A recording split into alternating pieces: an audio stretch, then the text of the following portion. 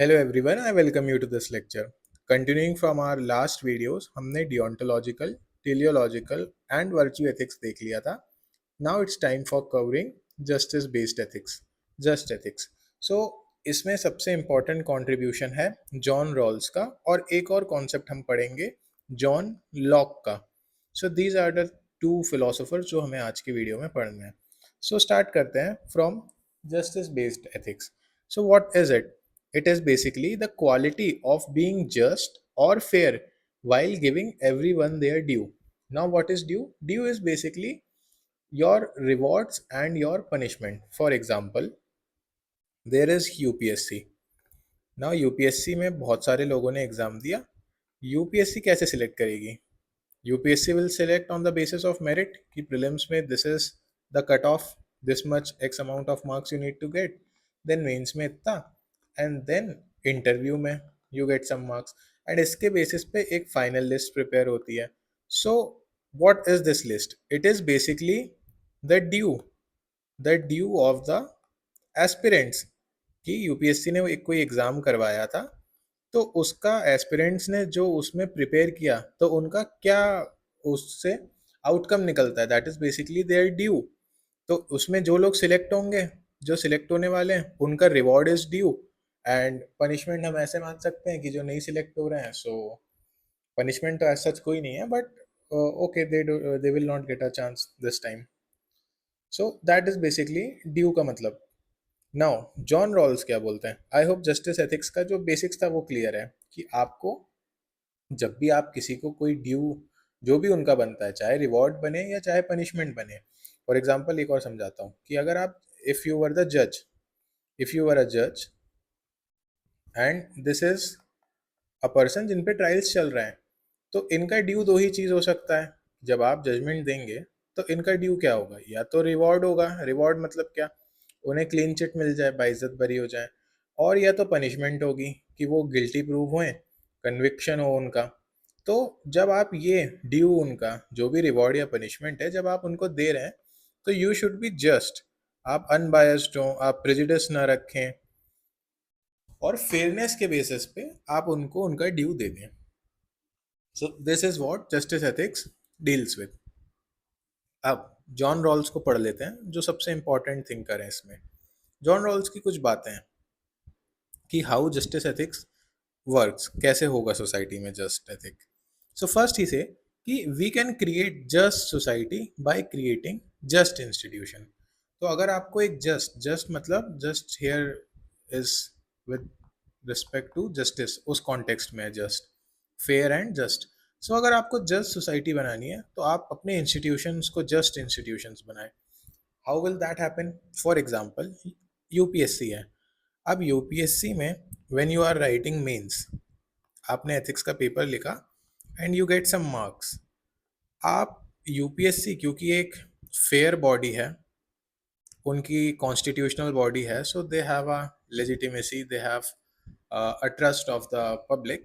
तो आपको फर्क नहीं पड़ता है कि ये आपके जो मेंस का जो आपका एथिक्स का पेपर है, ये कौन इंसान चेक कर रहा है, एक्स वाई जी, ये कोई भी हो सकता है चेक कर रहा हूँ. But that does not mean कि आपको टेंशन लेने वाली बात है, क्योंकि you have that trust in the institution कि it is a just institution. और अगर मैंने अच्छा आंसर लिखा होगा, so I will get good marks and ultimately मेरा मेरिट पे सिलेक्शन होगा. सो मेरिट बेस्ड सिलेक्शन अगर यूपीएससी कर रहा है, so it is example of just institution. अब अगर यूपीएससी कल से बोले कि भाई आईएएस एंड आईपीएस के इतनी इतनी वैकेंसीज हैं, पैसे लेके आ जाइए, मतलब फॉर एग्जाम्पल बता रहा हूँ, give some money and you will become IAS या आईपीएस. इसमें एग्जाम नहीं करवाएं, इसमें वो एग्जाम नहीं करवाएंगे. सिर्फ एक अमाउंट आपको फीस के फॉर्म में भरना पड़ेगा and you will become a bureaucrat. So is it just? क्योंकि इंडिया में तो बहुत लोग हैं जिनके पास they have large amount of money which they can spend on getting this prestigious position. तो जो मिडिल या लोअर क्लास वाले लोग हैं, तो they won't stand a chance. वैसे भी हमारे इंडिया में जो गिनी कोएफिशिएंट है बहुत हाई है, जो इनकम इनइक्वालिटी और वेल्थ इनइक्वालिटी है, टॉप 1% और टॉप 2% में तो बहुत ज़्यादा एक्यूमुलेशन है इनके पास, there is a concentration of wealth. तो सारे आईएएस आईपीएस ब्यूरोक्रेट्स ये लोग बन जाएंगे। Around 85% of Indian population, they won't even stand a chance, they won't be in a position to see the dream UPSC में जाने का। तब ये इंस्टीट्यूशन जस्ट नहीं रहेगा। लेकिन अभी ये उस तरह से सिलेक्शन नहीं करता है, it selects on the basis of merit. आप, हो सकता है आपका बैंक अकाउंट का बैलेंस जीरो, और हो सकता है आपके बैंक अकाउंट का बैलेंस 100 मिलियन डॉलर्स में हो, कुछ भी हो, कोई फर्क नहीं पड़ता। आंसर आप अच्छे लगोगे, लिखोगे, तभी you will get to give the interview, and फिर मेरिट के बेस पे आपका सिलेक्शन होगा। देन जुडिशरी है। Judiciary is another example of just institution, कि they take decision on the case merit. अब जुडिशरी ऐसे डिसीजन थोड़ी लेता है कि X Y G is convicted, यार ये कितना पावरफुल इंसान है, या इनका कितना स्टेटस है सोसाइटी में, या इनके पास कितना मनी है, उस हिसाब से देख लेते हैं। जिसके पास ये सब चीज़ें ज़्यादा हैं उनको फ्री छोड़ देंगे, और अगेंस्ट में जिसके पास ये चीज़ कम है, ही विल बी गिल्टी। वैसा जस्टिस नहीं होता है ना। या जैसा एंशियंट टाइम में होता था, अगर आपने एंशियंट हिस्ट्री पढ़ी हो तो यू वुड हैव नोन कि कास्ट के बेसिस पे भी जस्टिस हो जाता था। कि अगर यहाँ पे there is a Brahmin who is accused of something and here is someone who is of a lower caste, तो by default this person is innocent and this person is guilty no matter what.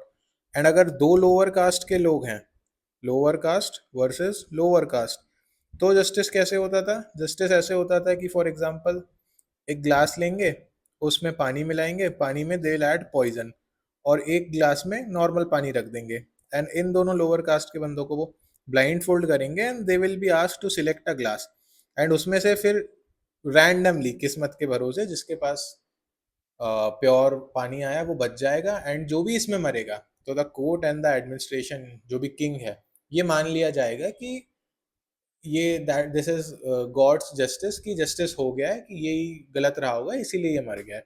So that was not a just institution, that is so random. But just judiciary जो आज India में है, that takes decision on the basis of the case का merit क्या था। So it is a just institution. Then legislature है, वो भी जस्ट लॉ मेकिंग करे, हर कुछ लॉ नहीं बना दे। अगर इंस्टीट्यूशन इस तरह से वर्क करेंगे, तो यहाँ पे लोगों को अपॉर्चुनिटीज मिलेगा, यहाँ पे इक्वालिटी मिलेगा, यहाँ पे बहुत सारी चीजें मिलेंगी उनके फेवर में, फंडामेंटल राइट्स मिलेंगे।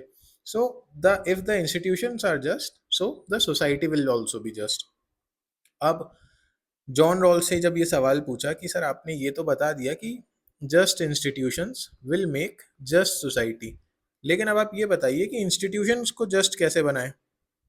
तो ही सेज कि इंस्टीट्यूशन को अगर जस्ट बनाना है तो institutions must operate in the veil of ignorance. वो क्या होता है कि फेयर, और अगर वो व्हील ऑफ इग्नोरेंस में ऑपरेट करेंगे तो they will become fair and rational institutions. वो मतलब उसका मतलब यही हुआ ना कि वो जस्ट इंस्टीट्यूशन बन गए। These are both same thing. अब व्हील ऑफ इग्नोरेंस क्या होता है, मैं आपको समझाता हूँ। ये पिछली वीडियोस में भी समझाया, बट एक बार फिर से समझा देता हूँ। Suppose suppose this is 1 2 3 4 5 6। Suppose this is a society. मान लो इतनी बड़ी धरती है और यही सोसाइटी है।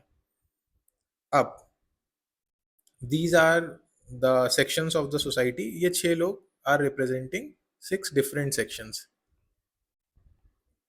सो दिस इज अर्थ। आप मान लीजिए, आप for example you are not yet born, ये आपकी सोल है, ठीक है। अभी आपको बॉडी अलॉट नहीं हुई है, you are just a soul here. अब आपको अगर बोला जाए कि इस सोसाइटी के लिए रूल बनाना है, कि इस सोसाइटी में बताइए कि डिस्क्रिमिनेशन होना चाहिए कि नहीं होना चाहिए, मतलब ये कास्ट बेस्ड सोसाइटी होनी चाहिए, या ये नॉन डिस्क्रिमिनेटरी सोसाइटी होनी चाहिए। और इधर पे आपके पास ऑप्शन ये है कि आपके पास कोई भी पुरानी इंफॉर्मेशन नहीं है, you don't know anything about yourself, कि अभी 10 मिनट बाद this soul of yours will be transferred in any, मतलब रैंडमली किसी भी सोसाइटी के किसी भी सेक्शन में आपके सोल को ट्रांसफर कर दिया जाएगा। अब ये वेरियस काइंड ऑफ सेक्शंस हो सकते हैं, यू डोंट नो कि आप किस सेक्शन में जाने वाले हैं। तो अगर आपसे बोला जाए कि यार एक ये सोसाइटी बनानी है हमें, तो इस सोसाइटी में ये डिसाइड करो कि कास्ट बेस्ड सिस्टम होना चाहिए या नॉन डिस्क्रिमिनेशन बेस्ड सिस्टम होना चाहिए। सो यू विल से कि यार ऑब्वियसली नॉन डिस्क्रिमिनेटिव सिस्टम होना चाहिए, क्योंकि मान लो कास्ट बेस्ड सिस्टम हुई तो दिस इज द, मतलब ऐसा मान ले कि this is some upper caste and this one is some very lower caste, और अब फिर आप उसके लिए रूल्स बनाओगे तो आप बोलोगे कि upper caste will rule the lower caste के ऊपर बहुत सारी एट्रोसिटीज होंगी and that will be justified. लेकिन अभी आपको नहीं पता कि आप इधर आओगे या इधर आओगे। हो सकता है अगर आप ऐसे रूल बना दो तो और आप ही लोअर कास्ट में बॉर्न हो जाओ, फिर तो आप कभी भी कास्ट बेस्ड सोसाइटी नहीं चाहोगे उस टाइम पे। यू विल से कि यार नॉन डिस्क्रिमिनेटरी सिस्टम होना चाहिए सोसाइटी का। सो उससे क्या होगा, उससे एक जस्ट सोसाइटी बनेगी। मतलब बेसिकली आपके आंखों पे एक पर्दा है, यहाँ से ना आप ये जो आपकी सोल है, आपके सामने एक पर्दा है, आपको ये नहीं पता है कि आप सोसाइटी में आओगे तो किस वाले सेक्शन में जाओगे, और अब आपको एक सोसाइटी बनानी है। तो you will obviously think rationally, rational सोचोगे आप कि यार इक्वालिटी रख देते हैं, कहीं मैं ही अगर नीचे फंस गया तो दिक्कत हो जाएगी। अब अगर ये व्हील ऑफ इग्नोरेंस, ये जो पर्दा है, अगर ये पर्दा नहीं होता, मान लो ये पर्दा हटा दिया एंड आपको बता दिया कि you will be getting birth in this this section of the society, तो आप क्या रूल बनाते? आप तो फिर ये बोल देते ना कि this section of the society will be the Kings of the society, will be the ruler of the society, and ये बाकी के जो भी सेक्शंस ऑफ द सोसाइटी हैं they are inferior and this section is superior and rest all are inferior. आप फिर ऐसे rule बनाते। तो अगर ये व्हील ऑफ इग्नोरेंस नहीं होता, ये पर्दा नहीं होता आपके सामने, तो आप जस्ट सोसाइटी नहीं बना पाते। So this is what John Rawls is saying कि अगर इंस्टीट्यूशंस को जस्ट होना है तो they'll have to think from the veil of ignorance.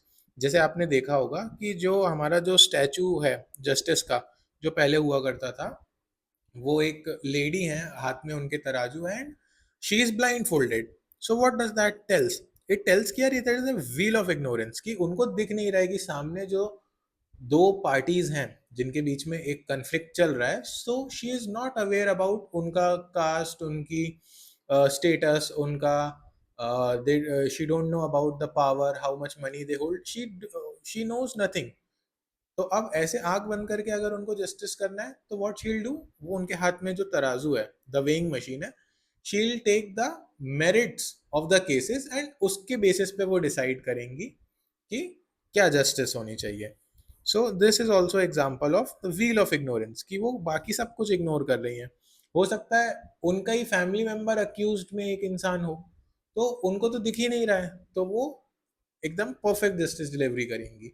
अगर वो स्टैचू जो सिम्बलाइज कर रहा है उसको पता होता है कि मेरा ही बच्चा कन्विक्ट एज अ, क्या बोलते हैं उसको, एज अ अक्यूज मेरा ही बच्चा खड़ा हुआ है वहां पे कटघरे में, सो वो तो फिर बायस हो जाती। इसीलिए she holds a veil of ignorance. तो जॉन रॉल्स साहब कहते हैं कि to make any institute just, the institutions must operate under the veil of ignorance.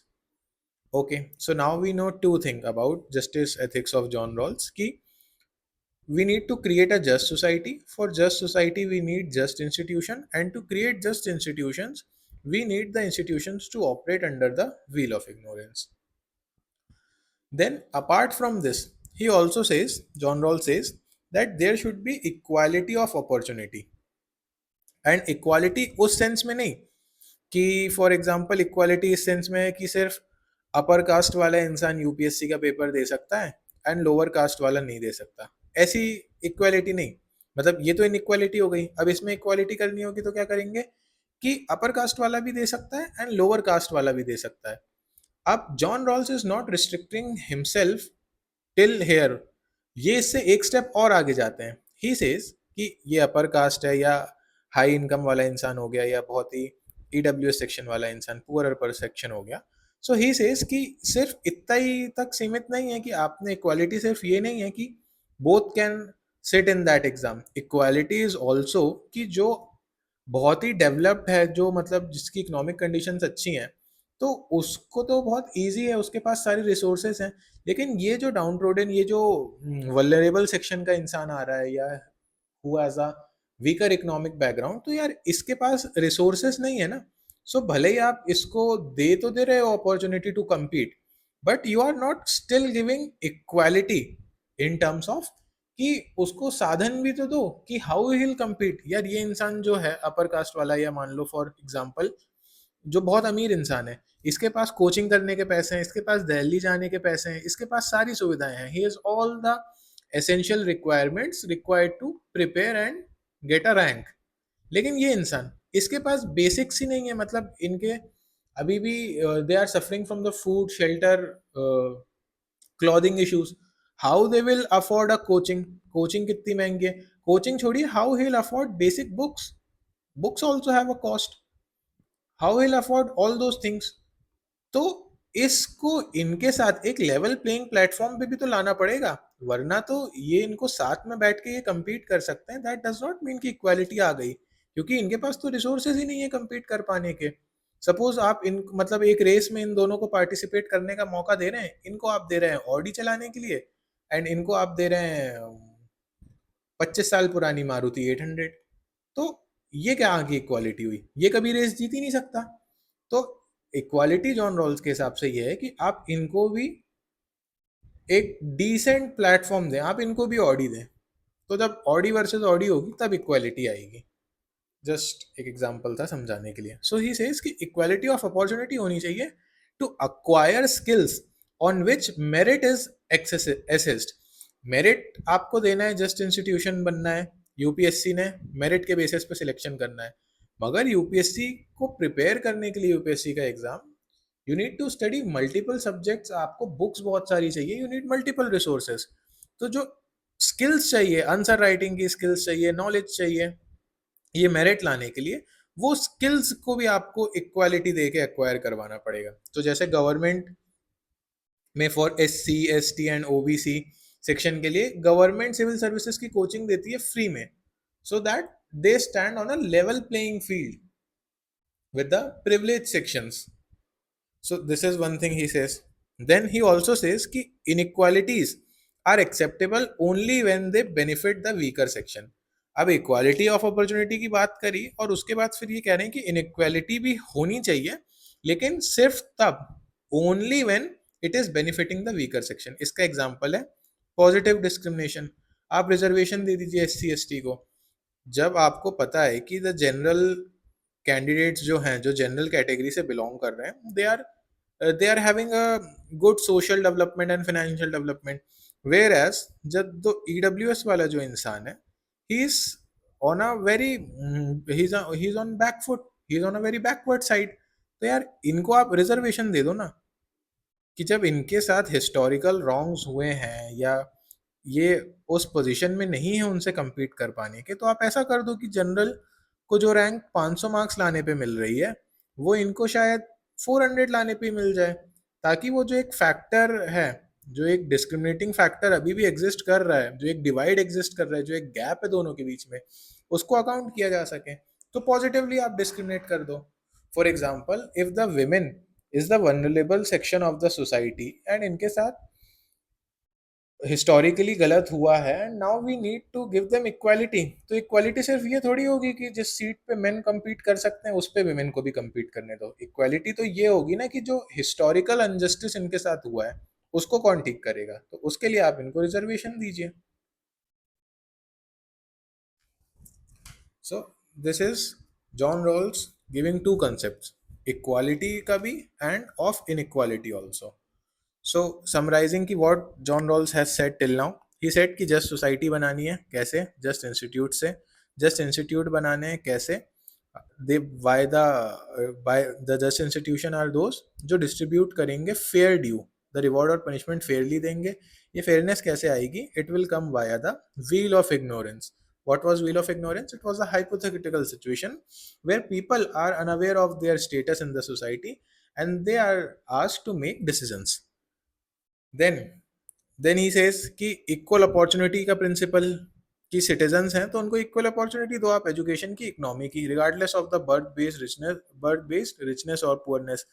लेकिन सिर्फ यहीं तक मत रुकिए, आप उनको अपॉर्चुनिटी इसकी भी दीजिए कि वो मेरिट अचीव करने के लिए जो स्किल रिक्वायर है वो एक्वायर कर पाए.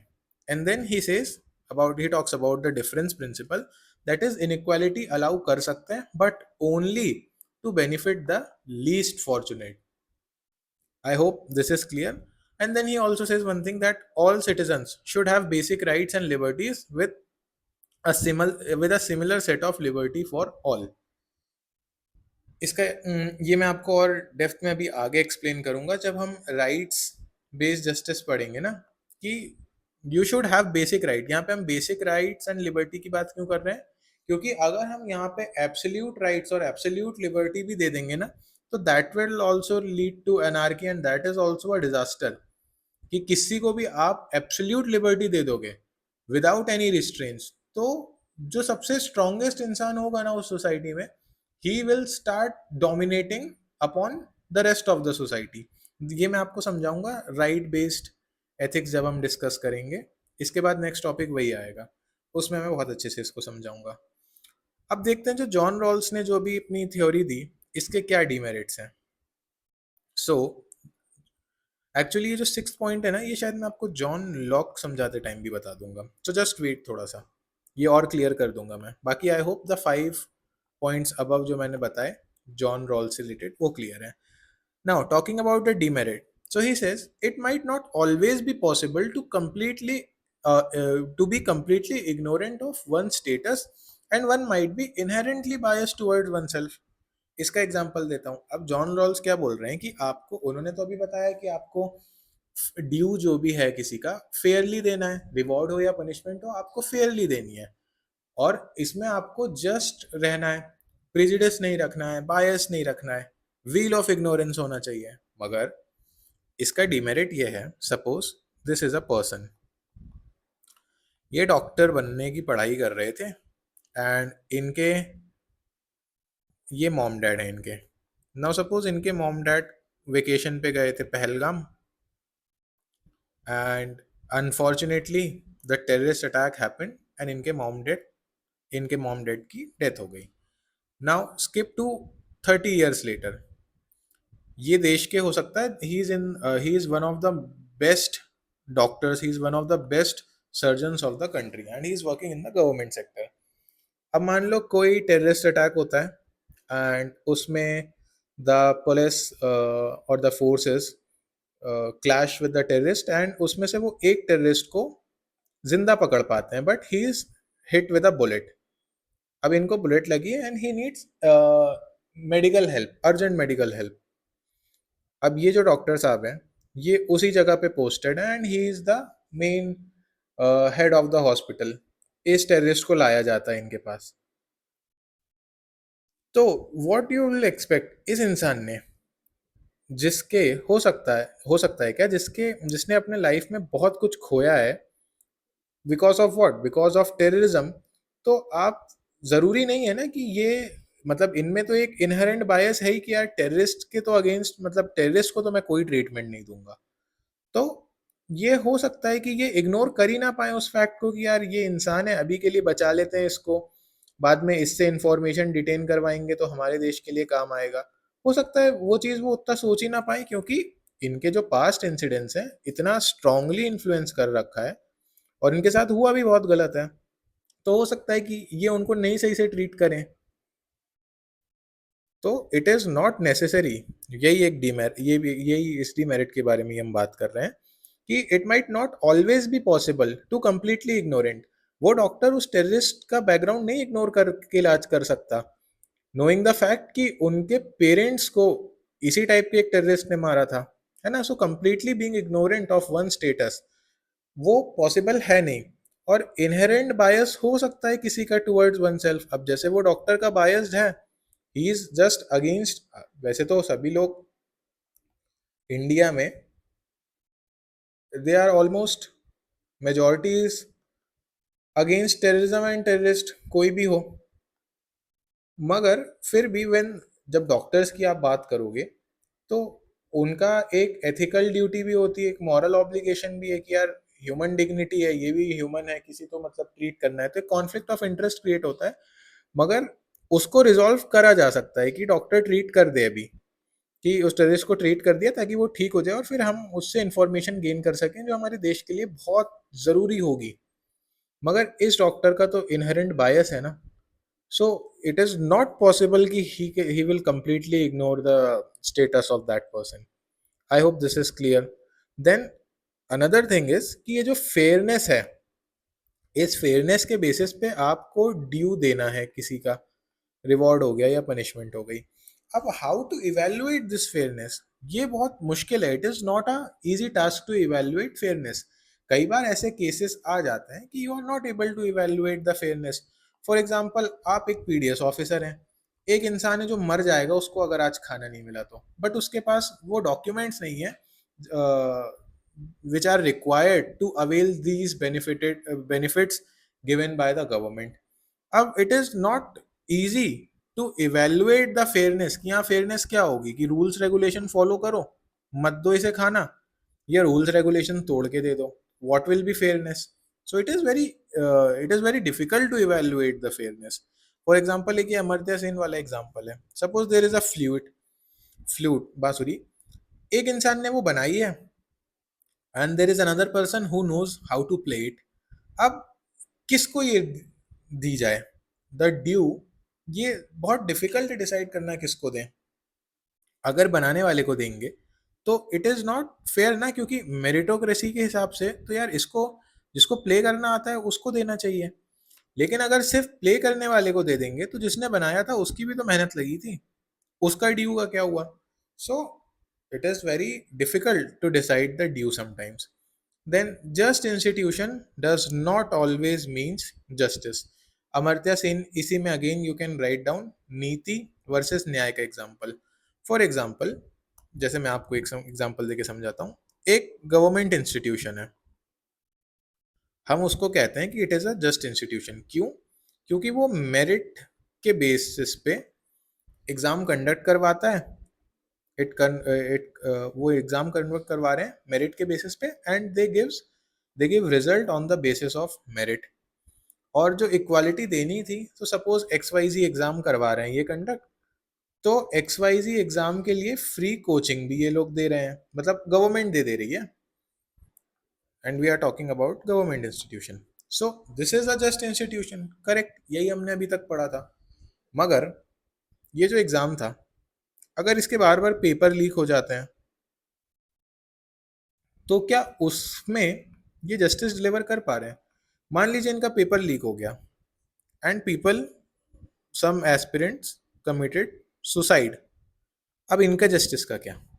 हो सकता है इनका होने वाला हो इस एग्जाम में, हो सकता है ये कई साल से मेहनत कर रहे हो और ऐसा एग्जाम पेपर लीक होने की वजह से इनको ये कदम उठाना पड़ गया। So what about the justice with these type of people? किसी का हो सकता है लास्ट अटेम्प्ट था यूपीएससी का, लास्ट अटेम्प्ट था, बहुत ज़्यादा इश्यूज चल रहे थे और इस वाले अटेम्प्ट में शायद उनका हो जाता, but because of paper leak exam cancel हो गया। Just an example, exam cancel हो गया। Now he is gone financially, he is gone socially, he is gone, mental health उनकी जा चुकी है। एंड इस चीज में now he, what he does is he attempts suicide and he dies. अब आप ये पेपर को दोबारा से करवा दीजिए, आप जो कल्प्रेट्स हैं उनको पकड़ के जेल डाल दीजिए, आप चाहे जो मर्जी कर लीजिए, मगर क्या इस इंसान ने जिसकी जान चली गई है, इसको जस्टिस मिल पाया? नहीं, इसको जस्टिस नहीं मिल पाया। एंड देर इज नो वे कि इसको जस्टिस दी जा सके। और अगर मान लो ये मरा भी नहीं होता, मतलब गॉड फॉरबिड, कोई ऐसे, no one is sacrificing their life, सब लोग थोड़ा इतना स्ट्रांग है, तो भी तो टाइम तो वेस्ट हुआ ही ना, टाइम वेस्ट हुआ।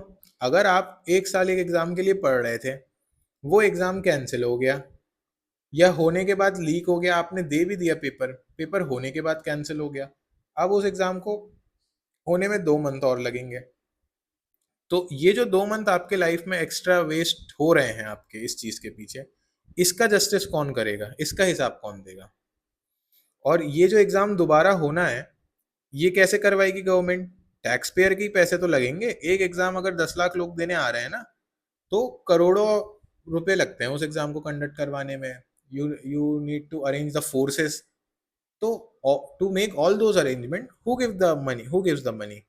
गवर्नमेंट को तो टैक्स से पैसा आता है। तो ये जो 2 बार टैक्स पेयर का पैसा लग गया एक ही चीज में, इसका जस्टिस कौन देगा भाई? ये टैक्स पेयर की तो गलती थी नहीं कि एग्जाम लीक हुआ, ना ये स्टूडेंट की गलती थी कि एग्जाम लीक हुआ। बट अगर लीक हुआ है तो स्टूडेंट को अपने टाइम को एज अ कॉस्ट देना पड़ेगा एंड टैक्स पेयर को अपने मनी को एज अ कॉस्ट पे करना पड़ेगा। तो इसका justice who will deliver this justice? आप हो सकता है कल्प्रिट्स को पकड़ के जेल में डाल दें एंड उनको उनका ड्यू मिल जाए पनिशमेंट के फॉर्म में, मगर इनका क्या? इनको इनके टैक्स के पैसे वापस मिलेंगे क्या? या इस स्टूडेंट को अपना टाइम वापस मिलेगा क्या जो इसका वेस्ट हुआ? So I hope this is clear कि इंस्टीट्यूशन हो सकता है कि they are just, but that does not mean कि they are serving justice. The concept of niti versus nyaya, जैसे आपने देखा होगा रिजर्वेशन, जॉन रॉल ने बोला कि रिजर्वेशन होनी चाहिए in favour of the most backward section. अब मोस्ट बैकवर्ड सेक्शन में इकोनॉमिकली मोस्ट बैकवर्ड कौन है? ईडब्ल्यूएस है। मगर आपने देखा होगा कि यूपीएससी में कई लोग ऐसे हैं कि, मतलब you must be knowing this example, I won't take names, कि they are using the EWS certificate unethically, illegally, मतलब इलीगल तो नहीं, अनएथिकली है, लीगल लूप होल तो उनने निकाल ही लिए हैं कि कैसे करना है। या फिर आपने ये भी देखा होगा कि कैसे एक पर्सन विद बेंचमार्क डिसेबिलिटी वाला बंदा जो एग्जाम हॉल में अपने पाँव पे खड़े होके जा भी नहीं पाता है पेपर देने, वो लबासना में जाके becomes a athlete. So these are basically the misuse of reservation. Ground reality तो यही है। तो जस्ट इंस्टीट्यूशन को तो आपने जॉन रॉल्स ने कहा था कि जस्ट इंस्टीट्यूशन में आप इनइक्वालिटी कर सकते हो in favour of the weaker section. तो आपने करी, आपने दिया रिजर्वेशन, उसको यूज किसने किया? यूज नहीं, उसको तो मिसयूज किया गया ना। तो जस्ट इंस्टीट्यूशन था मगर ये मिसयूज की वजह से जस्टिस नहीं डिलीवर कर पाया। आई hope this is clear. So that's it for today's video. अगले वीडियो में मैं I will be teaching you the right based ethics, and ये जो सिक्स्थ वाला पॉइंट है इसको आप नोट करके रख लीजिएगा, उस वीडियो में ये आपको और बेटर समझ आ जाएगा। Thank you so much. Hello everyone, I welcome you to this another lecture of ethics. आज हम डिस्कस करने वाले हैं राइट बेस्ड एथिक्स। हमने already deontological, teleological, virtue ethics and justice, ये 4 डायमेंशंस हम ऑलरेडी देख चुके हैं, इनसे एसोसिएटेड थिंकर्स भी देख चुके हैं। Today we will be discussing a very short topic, that is right based ethics. So first of all, what are rights? Rights are basically are justified claims. It denotes कि जो as a citizen what are we entitled to, and as individuals also, as human beings also, कि हम किस चीज़ के लिए entitled हैं। For example हमारे human rights होते हैं, as citizens we have fundamental right, as individuals we have our right to privacy. तो बहुत सारे राइट्स हमारे पास होते हैं। So what are rights? They are nothing, they are but justified claims. For example जैसे कि लैंड एक्विजिशन कर रही है government, so if the government has to acquire a land for making a suppose making a highway और some national level project, and इसके बीच में there is a plot which belongs to me. अब if the government wants to take my plot, they want to acquire my land, then इसमें एक चीज होती है कि when they'll acquire the land, they'll pay me something. But why they will pay me? They will pay me compensation, लेकिन क्यों? Because I have these property right, ये जो प्रॉपर्टी मेरी एक्वायर करी है, मुझे कॉन्स्टिट्यूशनल राइट्स मिले हुए थे फॉर दिस प्रॉपर्टी। अगर ये मेरी होती ही नहीं, मेरे इस पे राइट्स होते ही नहीं, मेरे इस पे क्लेम ही नहीं होता, तो गवर्नमेंट एक्वायर कर लेती, मुझे कंपनसेशन नहीं देती। But because I have a just claim, a justified claim, तो मेरा राइट है ये, एंड अगर आप मेरा राइट ले रहे हैं मुझसे तो then you will have to pay me compensation. So this is basically rights. अब राइट्स दो तरीके के होते हैं, one is natural rights, one is conventional right. Natural right क्या होते हैं? These are those rights which are not dependent on the laws और द कस्टम्स और the belief of a particular culture या गवर्नमेंट। जैसे फॉर एग्जाम्पल अब जैसे human rights हैं, कि ह्यूमन राइट्स अगर to live a dignified life, this is a natural right कि यार कोई इंसान है तो you must give him at least a dignified life, a right to live and right to live with dignity. अब this is a natural right, ये depend नहीं करता लॉ पे, क्योंकि कई सारी ऐसी सोसाइटीज हैं, कई सारी गवर्नमेंट ऐसी हैं, कई सारे स्टेट्स ऐसे हैं जो ये चीज़ कंसिडर नहीं करते। तो जो ऑपरेसिव सोसाइटी होती है वहाँ पे ह्यूमन राइट्स आपको नहीं मिलते। ये तो बहुत बेसिक ह्यूमन राइट था, मिलना चाहिए था। फॉर एग्जाम्पल एंशियंट इंडिया की बात कर लें, तो जो लोअर कास्ट के लोग हैं या जो विमेन्स हैं, उनको जो बहुत बेसिक राइट्स हैं वो हमारा कल्चर या हमारा कस्टम या बिलीफ वही नहीं प्रोवाइड करता था। तो अगर इस पे हम डिपेंडेंट हो जाएंगे तो हम सारे राइट्स नहीं दे पाएंगे। तो जो राइट्स इस पे डिपेंडेंट नहीं होते हैं, and regardless of the laws, the customs और the belief of any particular culture and government, वो उन पे डिपेंडेंट नहीं है, वो यूनिवर्सल है कि यार इंसान को इंसान जैसे ट्रीट करना चाहिए, life has a dignity and human beings should have dignity and they should have the right to live. तो यूनिवर्सल चीज़ है ये तो हर सोसाइटी में सही है। और इसमें ऐसा नहीं हो सकता कि ह्यूमन बीइंग्स में you only consider male, male female both आते हैं इसमें। So this is something universal, this is inalienable, that is these right can not be repealed. आप ये रिपील थोड़ी कर सकते हो। You need to let the human live and live with dignity. You cannot just kill him and you cannot restrain him from living. So इस तरीके के rights जो फर्क ही ना पड़े कि लॉ बोल रहा है कि नहीं बोल रहा, कस्टम्स बता रहे हैं कि नहीं बता रहे, बिलीव्स बता रहे हैं कि नहीं बता रहे, क्योंकि कई बार ये सब चीजें गलत भी बता देती हैं। तो इनको साइड में रखते हैं, इन पे डिपेंडेंट नहीं होते, एंड देन जो राइट्स निकल के आते हैं that are known as natural rights. For example human rights, ये एक नेचुरल राइट है। हाँ, ये एक अलग चीज हो सकती है कि these natural rights can be suppressed by the laws और the believes prevailing in the particular culture और government. Then we also have conventional right. Conventional right क्या है? Which are created by human, और वो रिफ्लेक्ट ऑब्वियसली करेंगे society की value. हमारा India है, so India values its sovereignty. So you see in our constitution, हमारे कॉन्स्टिट्यूशन में जो प्रोविजंस हैं, जो लॉज हैं, वो सब सोवरेनिटी के अराउंड है। देन इंडिया ने हिस्टोरिकली और भी चीज़ें देखी हैं ऑफ अनइक्वालिटी। तो जो हमारा कॉन्स्टिट्यूशन है, वो सोसाइटी में जो अनइक्वालिटी हुई है, कितनी ज़्यादा आर्बिट्रीनेस हमारे साथ हुई थी, तो उसको रिफ्लेक्ट करती है कि इसको सही किया जाए। तो you will see our constitution, उसमें सारे प्रोविजंस हैं कि डिस्क्रिमिनेशन नहीं होना चाहिए, राइट टू इक्वालिटी होनी चाहिए, राइट टू फ्रीडम होनी चाहिए। So these are conventional right given by, sorry, created by human and obviously reflecting the societal value, क्योंकि ये humans are just part of the society only. तो यही society तो इसको इलेक्ट करती है ना कि टू मेक द लॉ। जैसे फॉर इंडिया में इतनी बड़ी हमारा सोसाइटी है, यही लेजिस्लेचर इलेक्ट करेगा ना, then this legislator will make laws. So I hope this is clear कि कन्वेंशनल राइट्स क्या होते हैं। फॉर एग्जांपल फंडामेंटल राइट है हमारे कॉन्स्टिट्यूशन में, ह्यूमंस ने बनाया है एंड रिफ्लेक्ट करता है सोसाइटी की, यानी हमारी विल, क्योंकि हम लोगों ने ही उन ह्यूमंस को सिलेक्ट किया था जो ये फंडामेंटल राइट से इंडियन कॉन्स्टिट्यूशन बनाए। I hope this is clear कि what is right, what is natural right and what is conventional right. अब हम पढ़ लेते हैं जॉन लॉक को। सपोज एक सोसाइटी ले लेते हैं ये वाली, कि this is a society. Now इस सोसाइटी में सब लोग इक्वल हैं, नहीं सॉरी, सब लोग इक्वल नहीं है, सबको इक्वल राइट्स मिले हुए हैं। मैंने इनको इनको इनको इनको इक्वल राइट्स दे दिए।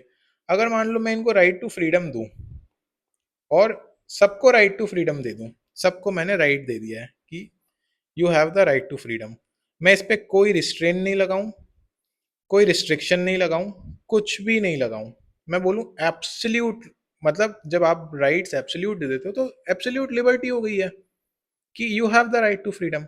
अब ये भाई साहब, इन भाई साहब के घर में रात को 2 बजे एंटर हो जाएं, एंड जब ये इनसे पूछें कि आप क्यों आए, तो ही कैन से कि यार मेरे तो राइट्स हैं।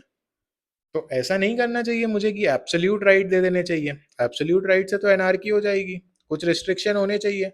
यार एब्सोल्यूट राइट आपका ये है कि आप पब्लिक प्लेस में आपके साथ डिस्क्रिमिनेशन नहीं किया जाएगा, आप कोई भी हो, आपको उसके अंदर जो भी टाइमिंग्स है उसमें आने दिया जाएगा। ठीक है, ये हो गया राइट्स। मगर इसमें रिस्ट्रिक्शन लगा देते हैं कि ये रिस्ट्रिक्शन है कि ये चीज पब्लिक प्लेस पे अप्लाई होती है। आप किसी के घर में नहीं घुस सकते हो बोल के कि मेरा तो राइट है यहाँ पे आना। नहीं, वो रिस्ट्रिक्शन लग जाएगा आप पे, आप तब नहीं आ सकते हो। या फिर एक इस पब्लिक प्लेस का भी एक टाइम अलॉट कर दिया है कि सुबह 9 से शाम के 7 तक you can enter this premises, उसके बाद you can't enter. So there is restriction, वरना तो आप सीएम हाउस में, पीएम हाउस में, पीएम ऑफिस में कहीं पे भी घुस जाओ बोल के कि मेरा राइट है। तो एब्सोल्यूट राइट नहीं देने चाहिए। There should be liberty, there should not be absolute liberty. वरना क्या होगा, अभी मैं सिर्फ एक बेस बिल्ड कर रहा हूँ, आगे मैं पूरा कॉन्सेप्ट बताऊंगा कि इसको कैसे जॉन लॉक अप्लाई करते हैं। सपोज ये सोसाइटी थी, सबको इक्वल लिबर्टीज दे दी। अब इस इंसान, ये जो इंसान है, इन सबके कंपैरिजन में he is the most strongest person. सबके पास राइट है कि कोई भी किसी के घर में जा सकता है।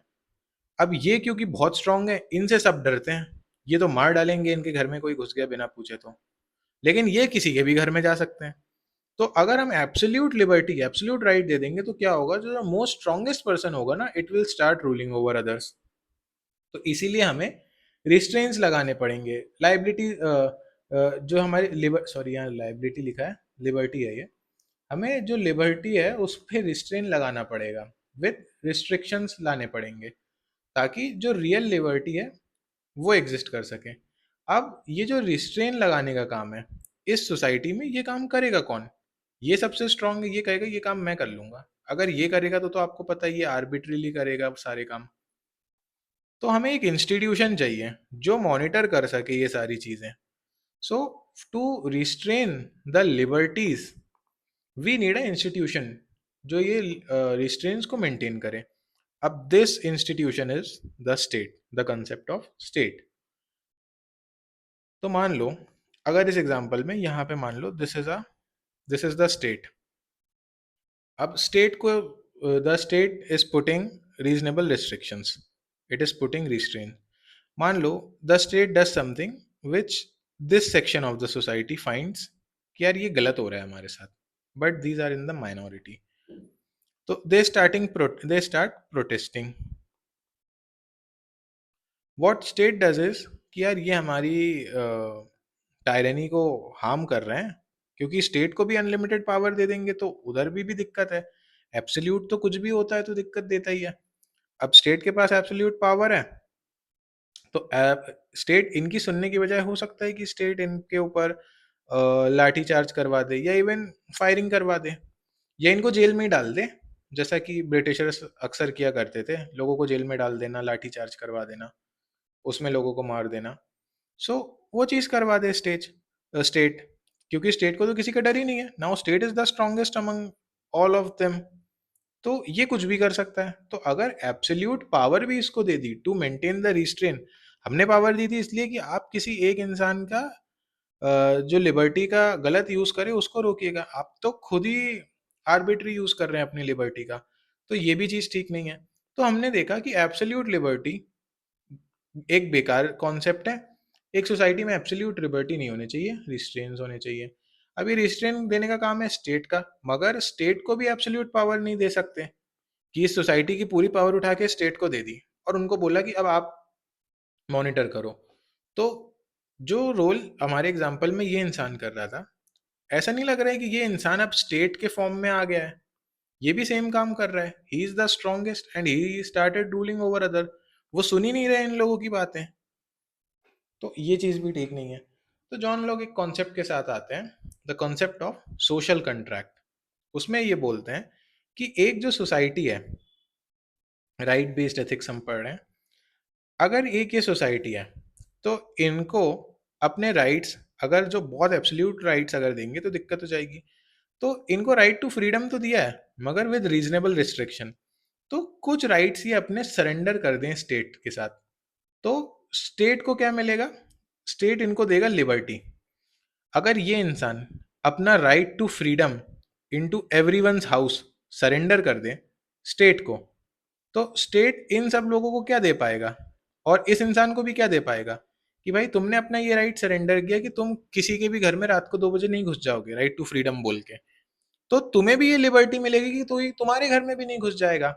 If you are surrendering your right to not to harm anyone, then you are also getting the privilege that you won't either be harmed by anyone.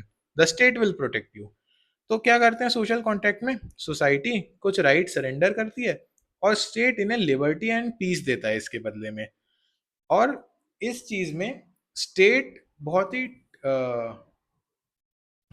Aristocratic type ना बन जाए, इसलिए लिमिटेड अथॉरिटी रखी जाती है कि यार state आपको हमने अपने राइट्स हमने आपको दिए तो हैं, आपको हमने पावर दिया तो है, मगर आपको कुछ एक अथॉरिटी के नीचे आपको भी प्लेस किया जाएगा, so that you don't do arbitrary things. तो हमारे केस में वो चीज़ क्या है, कॉन्स्टिट्यूशन, कि स्टेट के पास जो इतनी सारी पावर्स हैं, इतने सारे राइट्स सरेंडर्ड हैं हमारे, उसका वो कैसे यूज करता है। तो it should be based on just and fair means. तो एक कॉन्स्टिट्यूशन बना देते हैं कि फंडामेंटल राइट्स हमारे हैं, उसमें रीजनेबल रिस्ट्रिक्शंस आपने लगा दिए और हमने कुछ राइट्स हमारे यहाँ पे सरेंडर कर दिए। अब इसका मतलब ये नहीं कि आप स्टेट ऑल पावरफुल हो जाए, इसी कॉन्स्टिट्यूशन में फंडामेंटल राइट्स के अलावा डीपीएसपी भी डाल दिया है कि भाई साहब आपकी भी ड्यूटी है टुवर्ड्स दिस सोसाइटी, आप इनके साथ टायरेंट जैसा बिहेवियर नहीं कर सकते, you have to take care of them. DPSP में आपको इनके वेलबींग का ख्याल रखना पड़ेगा, आपको इनके हेल्थ के बारे में, इनके न्यूट्रिशन के बारे में, साइंटिफिक बहुत सारी चीजें आपको भी करनी पड़ेंगी। So basically this social contact of John लोक सेज कि society need to surrender some of their rights, and in due the state will give them liberty and peace, and the state will be put under a limiting authority, that is in our case constitution। इसी को तो constitutionalism बोलते हैं। So this is the concept of John Locke. और वो कहते हैं तीन नेचुरल राइट होते हैं, one is life, one is liberty and another is property. I hope this is clear. That's it for the day. अगले लेक्चर में we will be dealing with the topic of ethical dilemma in public administration. ये काफ़ी लंबा topic है, so be prepared. Thank you so much.